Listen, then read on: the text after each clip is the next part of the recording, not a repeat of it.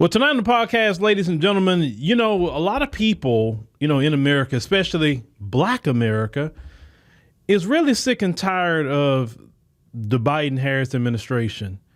Don't believe the hype, like Public Enemy had once said. When you see CNN, MSNBC rolling out the same cast of characters or hand-picking certain people to go on their programs, to be in Democrat echo chamber, to be a Boule echo chamber. A lot of Black Americans, Black voters in particular, are sick and tired of Biden for many issues, and we could talk about that. But not all Black Americans went out and voted for Biden.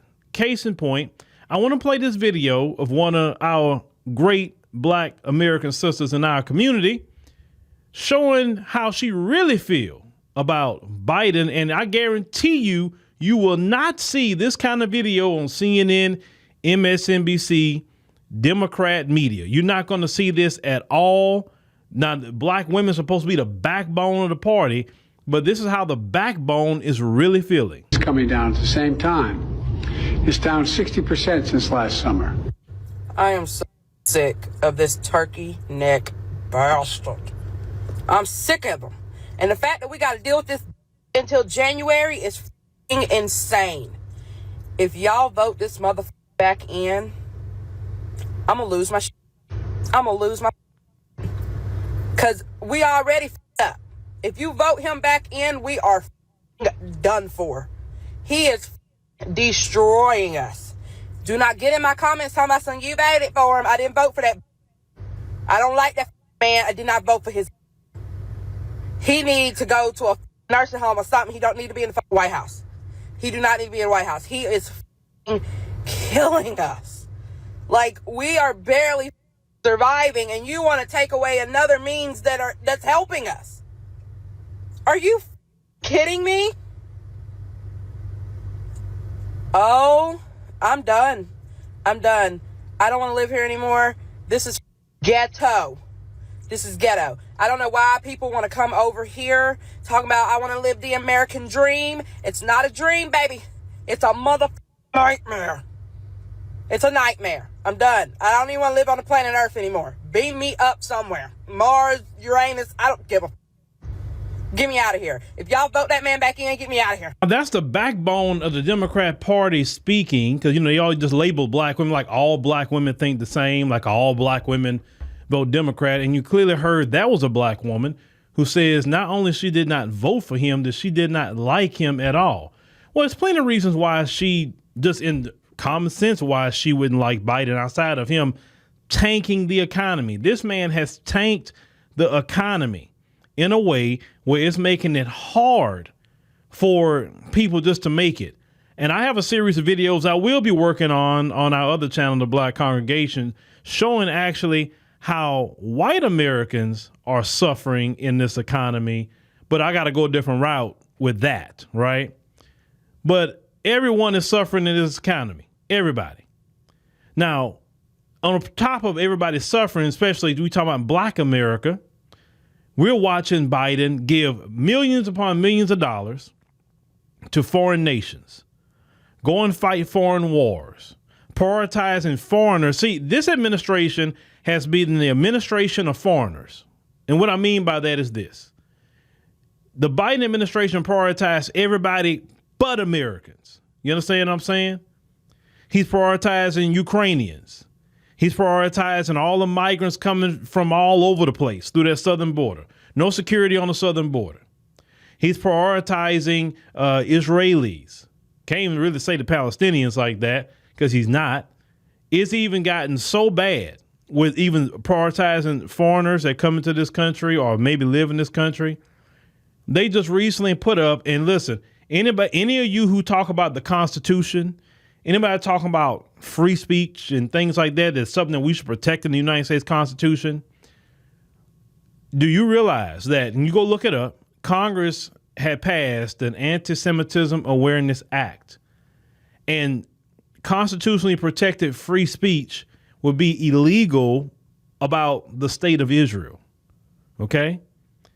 Now, that's taking it to another level about protecting foreigners and protecting foreign interests. And this, you can't say it's one party over another. If you look at the votes, it's Democrats and Republicans on board with protecting another foreign nation. You understand what I'm saying? But we also understand, if you go look at who donate the money to Democrats and Republicans, it's one group in particular that a lot of people have been talking about called AIPAC. Do your research into that. You'll see exactly what I'm talking about with this. Our Congress and the president is about rogue now. They're rogue. They do not prioritize the American people. When the framers of the Constitution said, okay, we, instead of everybody just going to the Washington, we're going to take a representative from your particular district, your state, etc. Your representative will go to Congress, and they technically supposed to vote what you say. They're supposed to bring you back the issues and say, hey, look, what do you think about this, and these bills? Let me tell you what's in these bills. How should I vote? The way the framers of the Constitution wanted it is for your representative to listen to you, and you say, hey, vote yes or no on this. Then they go to Washington and they say, okay, I'm voting yes or no on these particular bills because that's what the people told me to do. I'm just a representative. For example, Brother Kellen, right? He's my representative on a whole lot of things that we got going on. When people try to come say something to me, I say, no, you got to talk to Brother Kellen. He's my representative. Now, when people come to Brother Kellen about it, he comes to me and say, hey, Phil, this was going on. What you think about this? Of course, he give me his opinion and stuff like that, right? He do. But at the end of the day, he's representing me. So I tell him, Kellen, this is the way I want to go with it. And then he do what I'm asking of him to do or responding in the way I need him to respond. He doesn't go rogue and speak for me, make decisions for me and anything, because let's say if anyone was supposed to be representing me and just going rogue, you got to go because you're not representing me. You're doing what you want to do, and it's just not going to work here. It's the same way with anyone that's your representative, whether it's an attorney, whether it's a tax professional, whatever it may be. If they your representative, they're supposed to do what you say, right?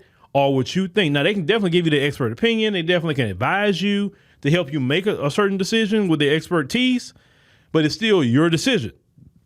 It's the same thing with Congress. It don't matter if they're Democrat. It don't matter if they're Republican. The problem we have in Congress right now is that Democrats and Republicans are in allegiance to a foreign power. That's what we have right now. They're not in allegiance to the American people.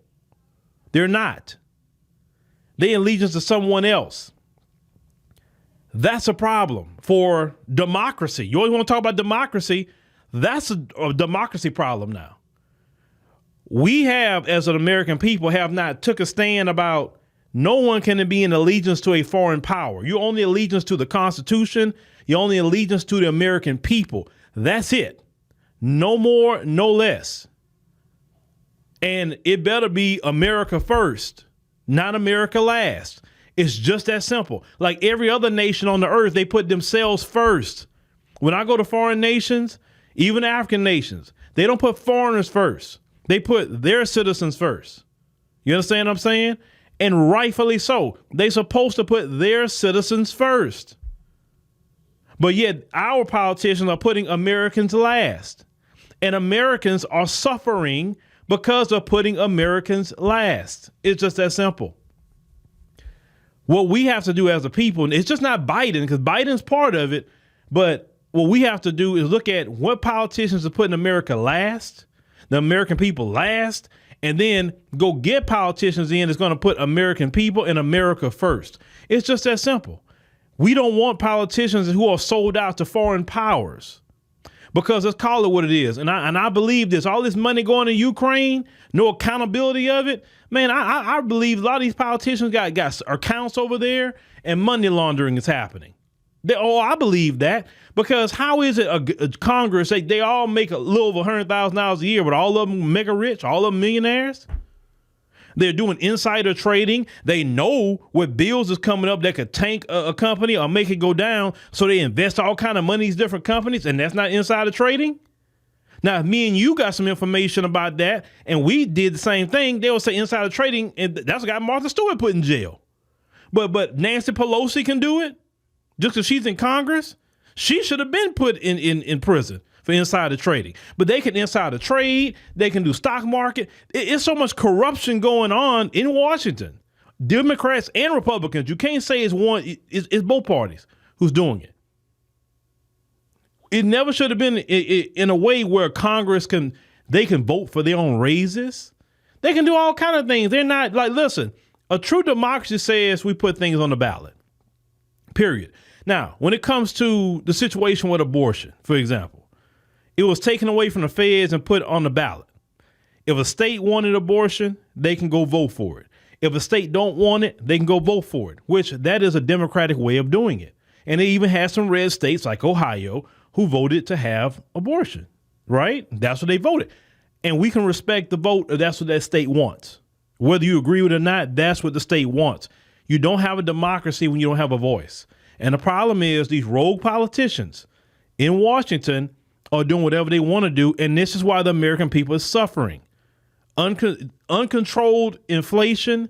And then you want to lie and say supply chain. There's no supply chain issue. Listen, I just come back from South Africa. If anybody should have been suffering supply chain and this and that and the third, it's African countries. How is it that African countries not talking about supply chain issues and all the certain things that they talk about in these states, right? South Africa, like I said, at least with our money, the food is extremely affordable.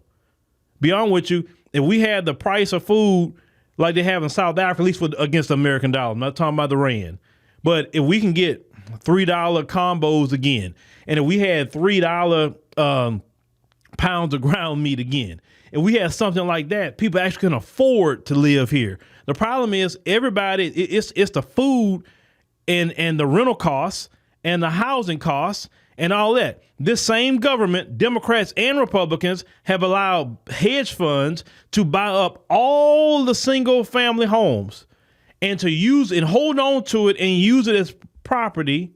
Then when they tell them something, they say, well, you got 10 years to put it back on the market.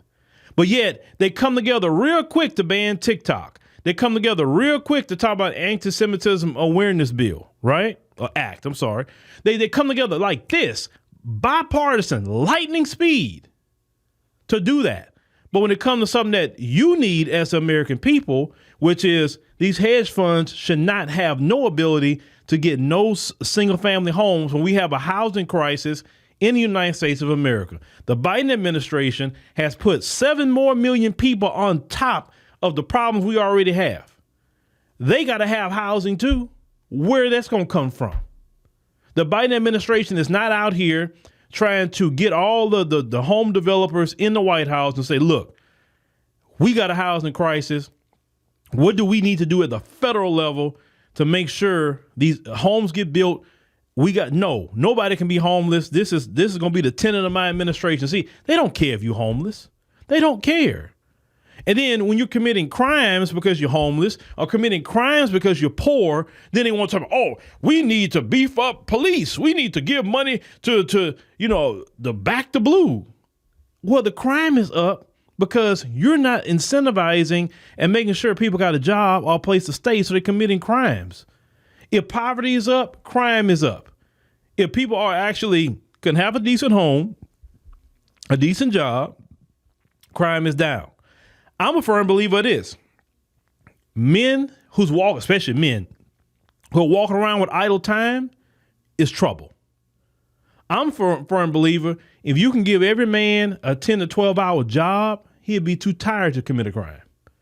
And if that job pays him well, of course, he can take care of himself, his family, etc. It don't make sense when 1-bedroom apartments are costing $1,700, $1,800. That used to be a high-end home mortgage. Now that's for 1-bedroom apartments. But this government is so concerned about TikTok and the Anti-Semitism Awareness Act, but they're not talking about the rental prices. What's going on with that act? What's going on with these mortgages? Letting the banks do whatever the hell they want to do. And they wondering why people are getting so upset. I'm telling you this, these Democrats and Republicans, y'all need to focus on the American people, Because I'm telling you, what I see coming down the pipe, the way people are frustrated, is you see, when you looked at what happened with George Floyd, that was more so on the lines of race. The next time, if something happened again, it's not going to be on the line of race for the first time. It's going to be on the lines of the people just don't have nothing to lose no more, and that's it. And it's not going to be on racial lines at that point. It's going to be on survival lines at that point. Kind of like in France, when they've been going at their government about their way of life and things like that. It wasn't based on race. It was based on way of life. You can't keep choking people out. And see what you rich people want to do in Washington and all your billionaire buddies, you want to choke. You're destroying the middle class every day. You're trying to choke out the poor. But let me tell you something. It's more middle class and poor people in this country than it is you.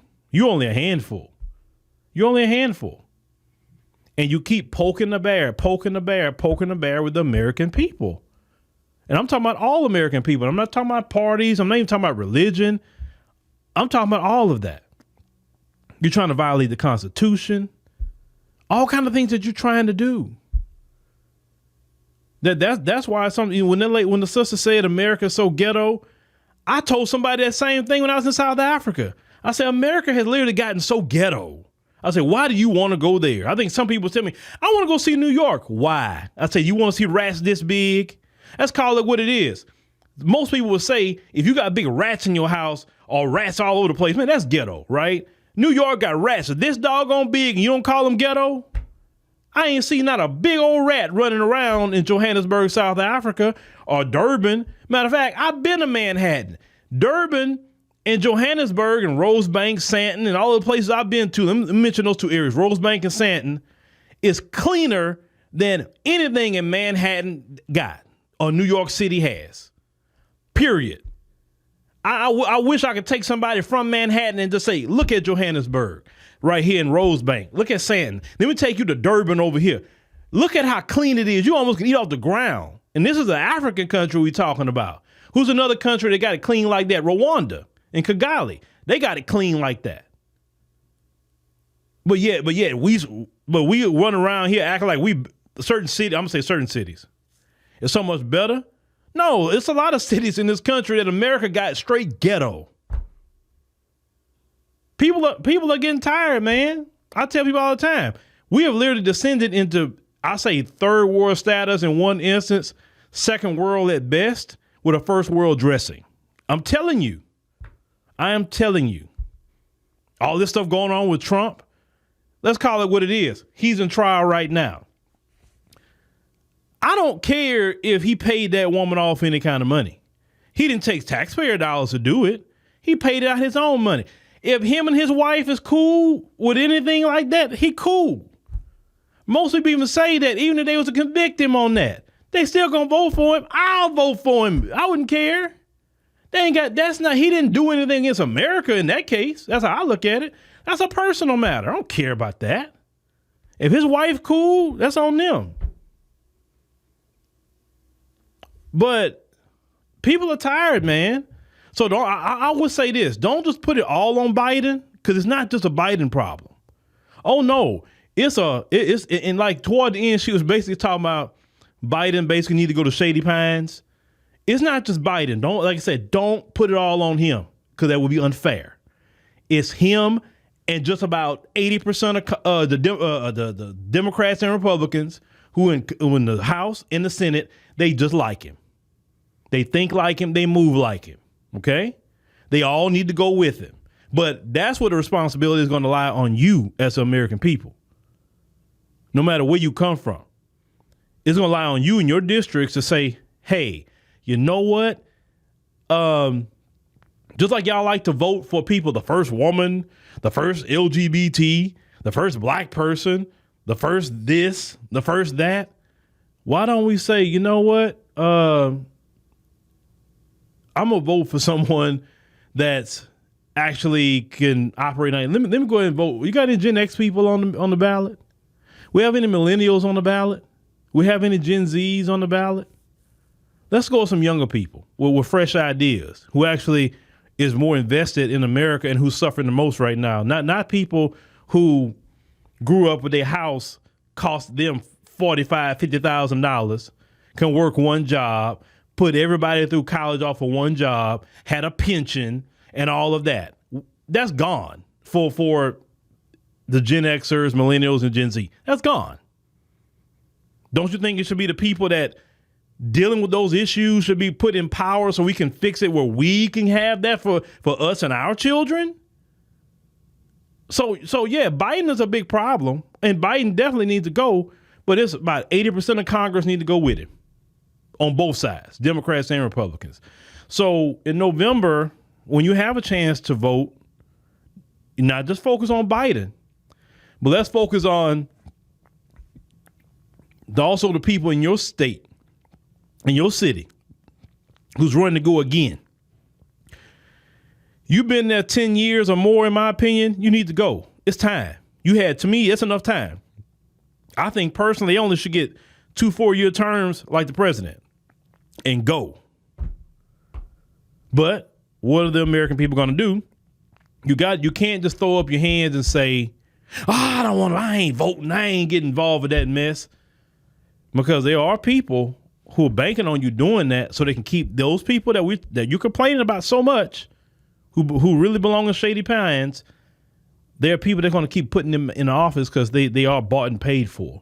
You understand? So if you really want to change America to where we all can have a shot, especially our Gen Xers, millennials, and Gen Zs, then we got to get involved. We got to get registered to vote.